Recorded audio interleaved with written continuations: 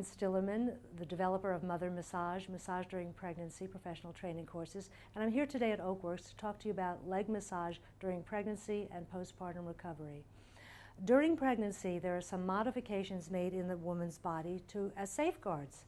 When she has her baby, there's a lot of blood loss, and so she develops this fibrinogenesis, or this blood clotting factor, to ensure that there is not excessive blood loss at labor.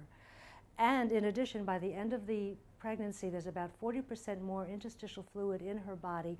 Much of it is at the base of her feet and her lower extremities. This fibrinogenic activity continues 8 to 10 weeks postpartum, so it's important to continue with this very light massage during the first 3 months to be safe after the baby is born. We're doing a technique that is very similar to Dr. Vada's lymphatic drainage, but it's an adaptation of it. However, the principles remain the same. We start at the neck. There's no lubrication used. The effectiveness of this stroke comes with the stretching of the skin. So you want to act as if you're practically velcroing your finger pads to her skin as you stretch the skin. That allows the initial lymph vessels to absorb the fluid.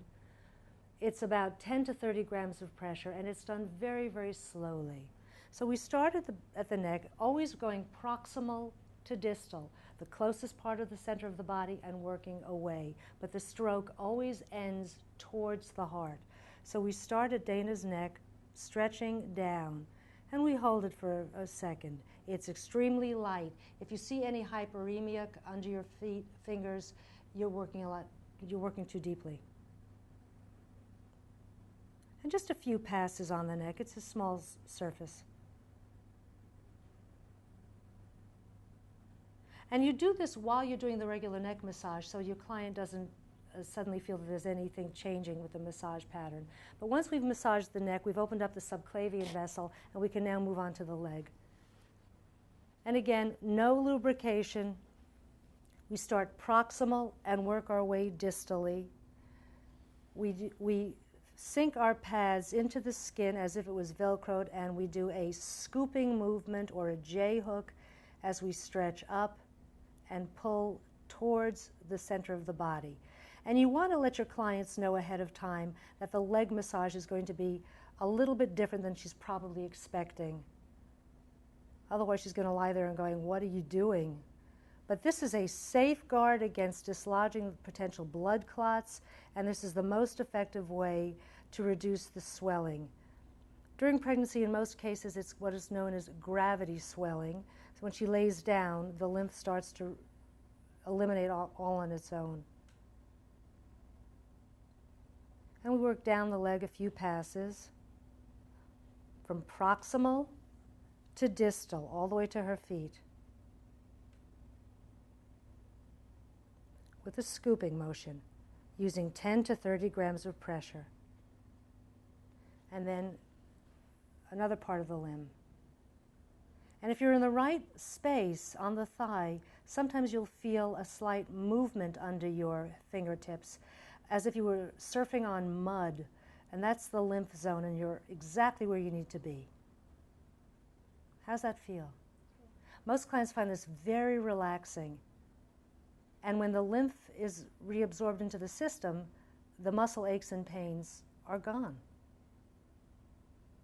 And remember, you continue this for 3 months postpartum to safeguard against dislodging blood clots.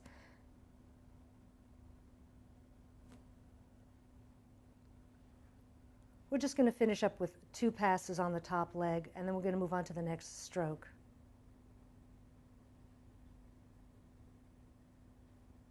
The next stroke is a lymphatic hold, where you're going to take your entire hand and, just like the J-hook, scoop up and hold it for a count of 10, which allows the lymph vessels, the valves of the lymph vessels, to close.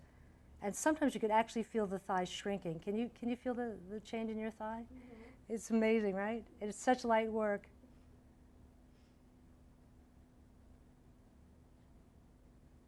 You feel that sludge moving under your thigh? Yes. Yeah, that's the lymph. And of course, this permits her kidneys to excrete the excess fluid, and she feels a lot better. The shoes fit, the muscle aches and pains are dissipated. And again, you continue this 3 months postpartum. Now, there is one acupuncture point that I add to my mix here, and it actually happens to be a contraindicated acupuncture point.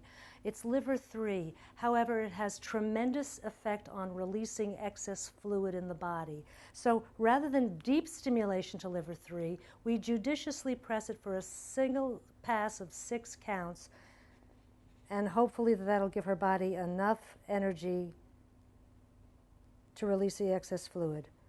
3, 4, 5, 6, and then release. Make sure that you wipe off any excess fluid, lotion that might be on the bottom of her foot, and then you would do the same thing on the bottom leg. I want to thank Oakworks for the opportunity to talk to you today.